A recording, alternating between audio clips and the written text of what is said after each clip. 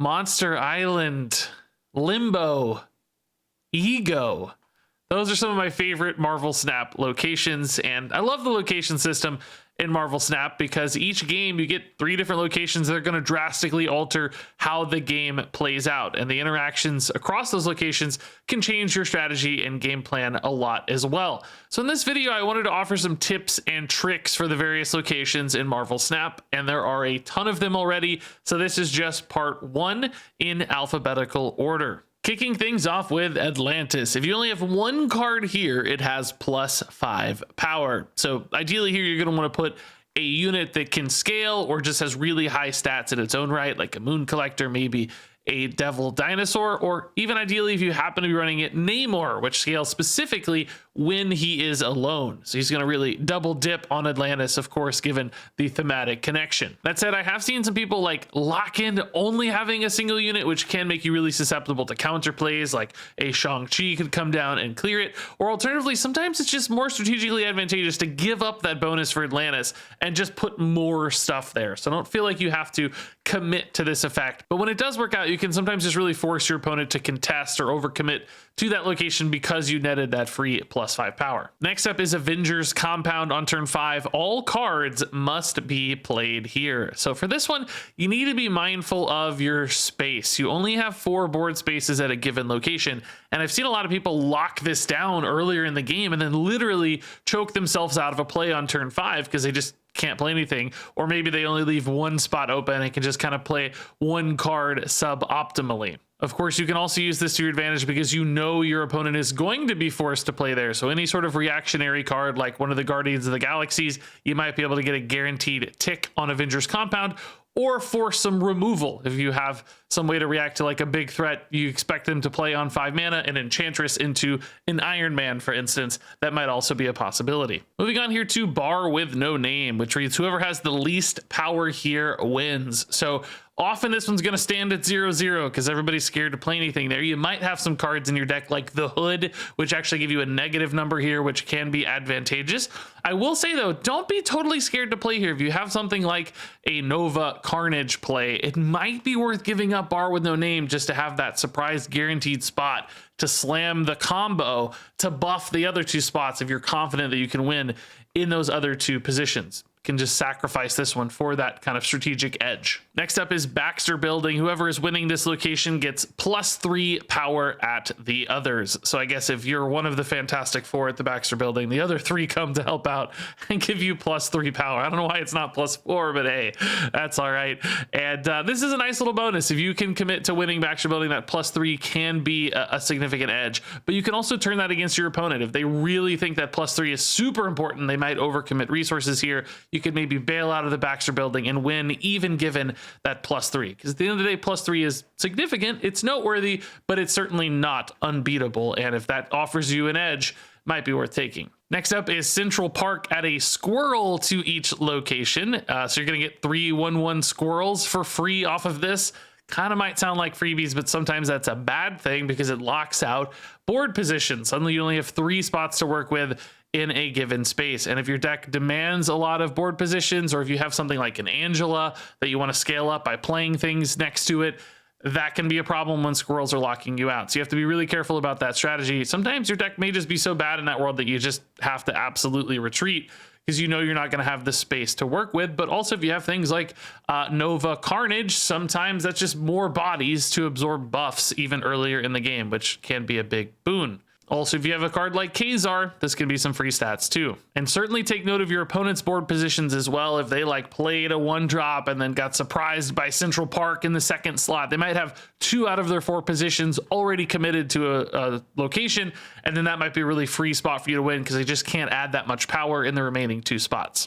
So this is Cloning Vats. When you play a card here, add a copy to your hand. So Real Value Generator has some specific interaction with cards like Collector, because he's both going to scale off of the copy being added to your hand, and then you get extra collectors, and that all starts stacking up for some pretty crazy stat possibilities.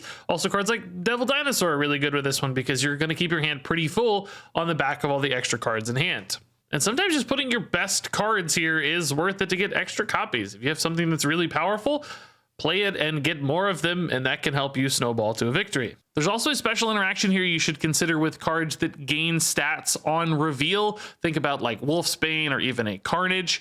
Those will retain the gained stats once being added back to your hand. So if you get a Wolfsbane that gets buffed up to 7 power, that's going to be 7 power in hand, and then you get to replay it for another on reveal effect. So you can really start to stack up those on reveal stat gains over the course of cloning bats. Just have to be careful not to overcommit too much, or your opponent might just take the other positions. Next up is Crimson Cosmos. 1, 2, and 3 cost cards can't be played here.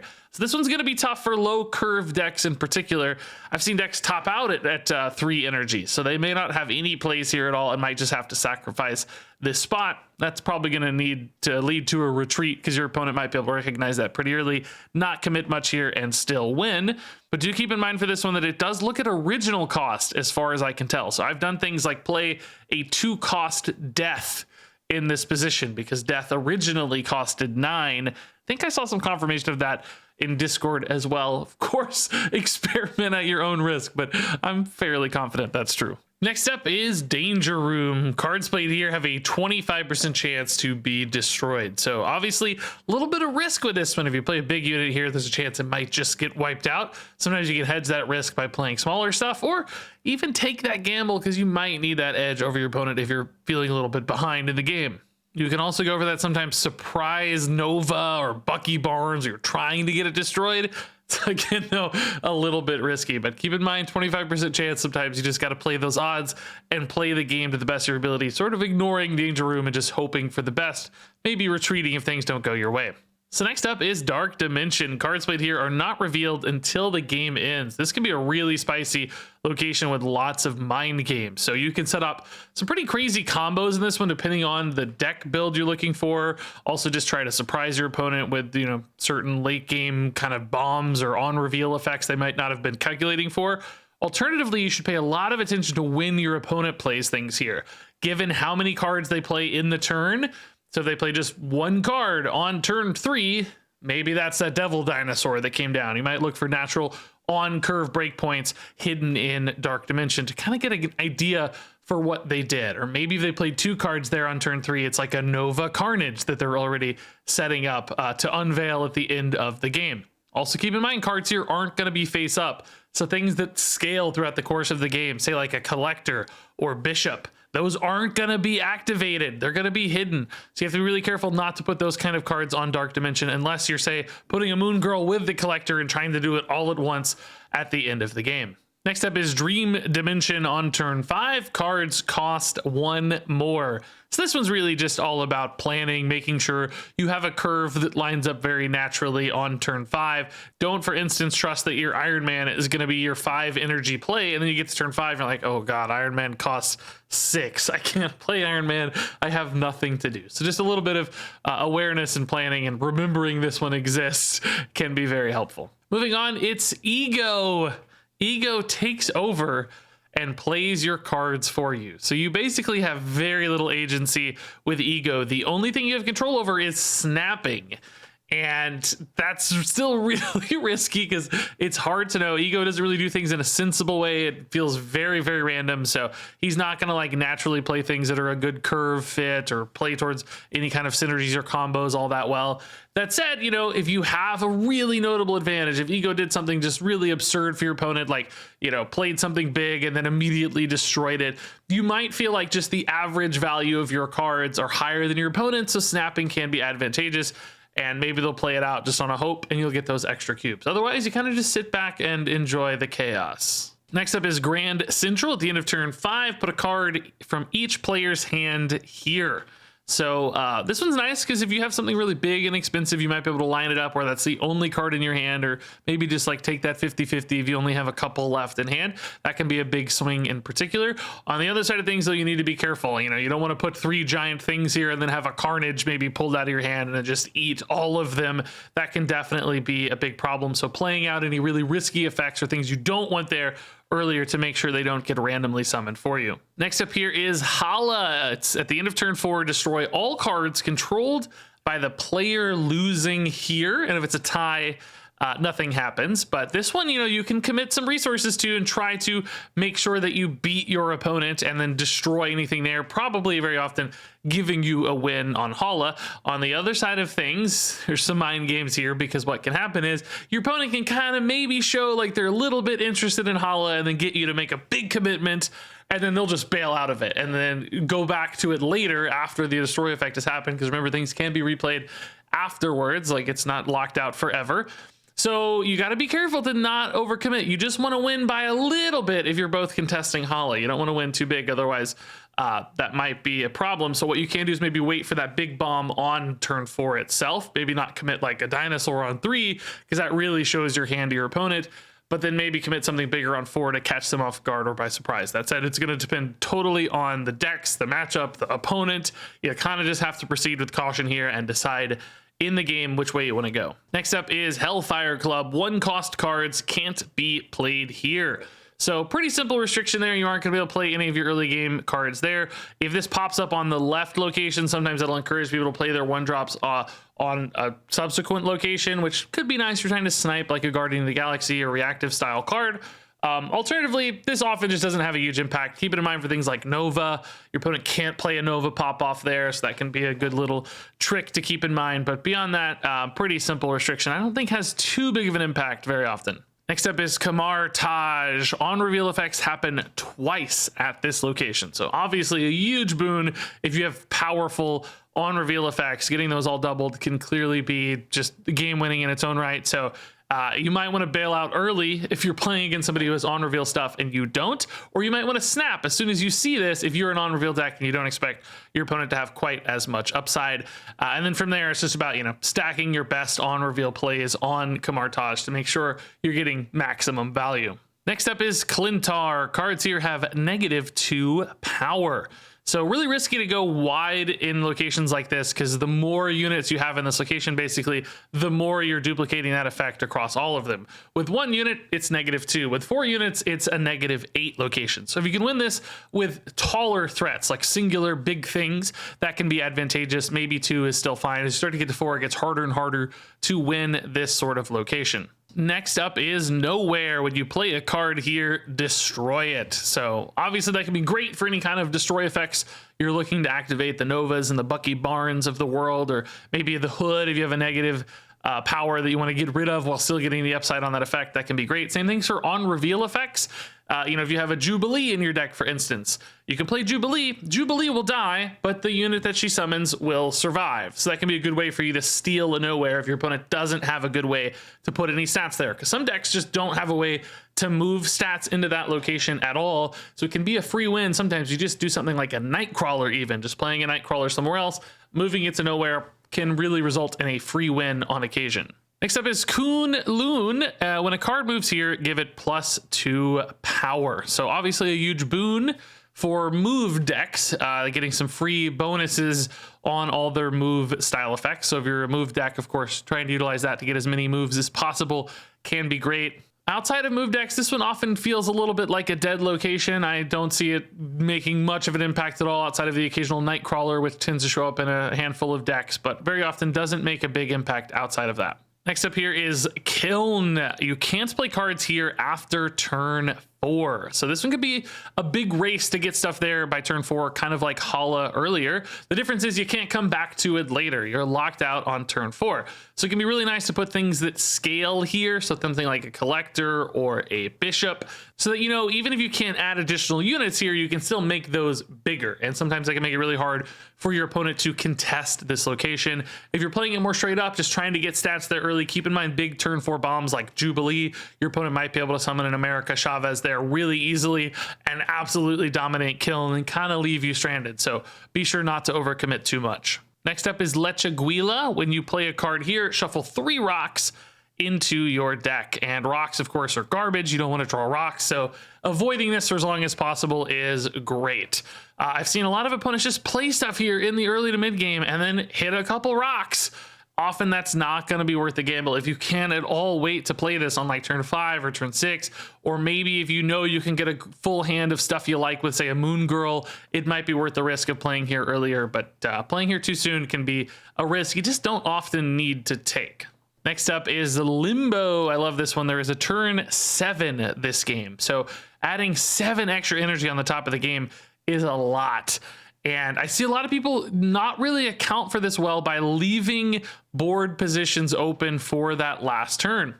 Sometimes they'll go into that turn 7 Limbo and only have like 1 or 2 spots left and not really be able to utilize all of that extra energy in the best way possible. So sometimes it's just fine to hold on, like skip your turn 2 or 3, just wait with those cards in hand, making sure you can make better, more strategic decisions later because you're going to have all that extra time. Because most decks aren't really positioned to spend a ton of mana all the way up to turn 7 or even have board positions available to spend all that mana. So you just kind of have to take things a little bit more patient, make sure you're making great decisions.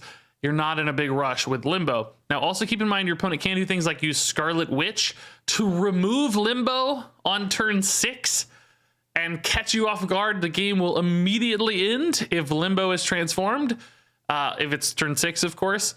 So you got to be careful with those because they can catch you off guard completely. You might be expecting like a big turn 7 pop off and they just delete the turn 7 and the game ends immediately.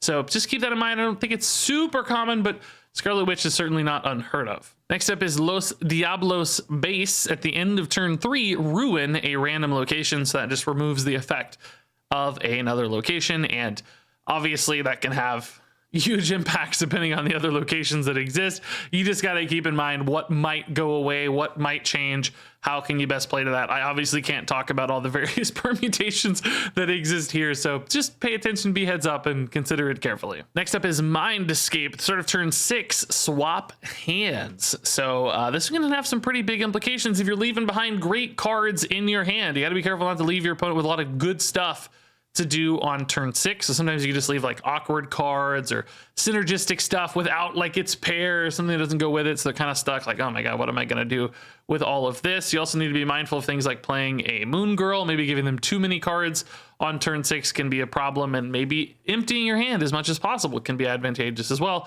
Just depends on your deck and game state. And don't forget, they're still drawing a natural card draw. This is just a hand swap, not a deck swap. So things like America Chavez can still happen on that 6 energy turn. Just be ready to account for that. Next up is Miniaturized Lab, and the artwork on this one is really tiny, apparently. This artwork's been bugged, I think, for a bit. It reads on turns 3, 4, and 5, no cards can be added here. So with this one, you know, it's really turn 6 that this is going to be heavily contested, and whether or not you decide to commit for that and try and win it can often be based on whether or not you have a good 6 energy play available to you. You're gonna have kind of an awkward turn 6. You're gonna have like double devil dinosaurs. Those sorts of questions come into mind when you decide whether or not to make a push for this one. Also, is your opponent gonna have good plays? They seem like the kind of deck that has a way to fill their mana really easily, commit a little bit to this, or make a really big pop off on turn 6 to win this one. That can make a big difference for whether or not you actually do decide to contest it. So next up is Mirror Dimension. At the end of turn 3, transform into one of the other locations. So much like Los Diablos, this one's really just completely variable based on the other locations. Really hard to give a lot of good advice here. Just be mindful of how it might impact scenarios. Like this could turn into a really negative location. If you had things like Negative Zone, for instance, it's kind of a risk to put stats here for small minions because they might get that -3 power adjustment later. That would be really bad. So just being really heads up about what the possibilities are and trying to account for them as best you can. Next up, here's Mojo World. Whoever has more cards here gets plus 100 power. So this one's all about filling up that board. You want to get 4 units here, of course, to make sure you're able to contest this, because otherwise your opponent can put 4 here and basically win it for free, which also gives them a huge advantage in any sort of tie scenario. Like ties, they're going to win because they're getting plus 100, winning by a huge margin here at Mojo World. So that's the goal number 1. You also have to be careful with 1-drops here. If your opponent happens to be running something like Electra or perhaps other kinds of direct removal cards, they might be able to wait until turn 6, play that Electra, kill your 1-drop, and then basically win Mojo World by default. They won't need a lot of stats. They'll just need the higher number of units and win it for free. So putting 1-drops here can be risky. That was super risky during the featured location for Mojo World when it showed up a lot because everybody teched Electra. A little bit less of a risk in normal rotations because not everybody's going to be running Electra necessarily, but still something to keep in mind. Next up here is Monster Island. This is really freshly added to the game as of the time of recording this video, and it adds a 9 power monster here for each player. So you're starting off with a big old 9 power dude, and that can be awesome if you have ways to scale that. Say like an Iron Man, for instance, is instantly going to make that 18 power. So getting, a 9 power Iron Man plus whatever other upsides you might have there. Also a little bit risky with cards like Shang-Chi. Great tech card to run when this is the featured location, as it is right now when I'm recording this video, because that can just remove your opponent's 9 power thing, giving you a really enormous swing on board. And then we also have Monster Metropolis. The cards with the highest power here get +3 power. So obviously you want to play something really big here if you can. One tall unit getting that little bit of an edge of +3 can make a little bit of a difference. In my experience, that +3 is not always going to be game defining, but more important is just remembering that it exists. I myself have run into this multiple times where I forget, for instance, that I'm going to be swapping that buff. Like they currently have it. I'm like, oh man, they have 14 power right now, but really they only have 11 if I'm able to steal that effect, right? So you got to be mindful of that and kind of factor that into your math. That's an easy one to let slide by in my experience. Moving on here, it's Muir Island. After each turn, give cards here +1 power. This is a pretty fresh location as well, and one I like a lot. And of course, with this one, you're encouraged to put stats here as early as possible. Since it's at the end of each turn, you want to have many units here early in the game to really start scaling them up. So like if you have 3, your opponent only has 2, you naturally gain +1 power for free. As that persists over the course of the game, might add up to 4 or 5 extra power here for free, essentially, with Muir Island. Now, keep in mind, that's not always enough to win it outright. Sometimes you might have to make that final commitment or push with a fairly sizable unit, but those little differences and edges can make the difference for contesting this one for sure. And then our final location for this video, before we move on to the next part, it's a Murder World. At the end of turn 3, destroy all cards here. So this one's pretty straightforward. If you have stuff you want to destroy, play it here before turn 3. If you have stuff you don't want to be destroyed, don't play it here before turn 3. Now, this one, of course, is probably most impactful when it surprises people, when you take those risky plays at a hidden location. Just yesterday, I saw somebody play a collector on Murder World, and then immediately Murder World's summoned up the next turn, and their collector was doomed. So sometimes it's worth that risk to play at hidden locations, but Murder World exists there to punish you for sure. And there you go. That's part 1 of my guide to locations in Marvel Snap. There's at least 30 more of these coming in part 2 of this video. I didn't want to do it all in one because there's just so many. So stay tuned in the next few days for part 2 of the locations guide. Hopefully you found these tips and tricks for these locations helpful, whether you're already playing Marvel Snap or if you aren't quite yet, still might give you a little bit of guidance as you get into the game. All in all, I just like looking at all the cool stuff and talking about the various different strategies and implications of all these neat little locations that make the game so interesting and fun to play, where it's different every single time. So if you have any other tips or tricks or advice or corrections you want to leave in the comments below, of course, feel free to do that. I'll be checking it myself. Thanks much as always for watching, and until next time, game on.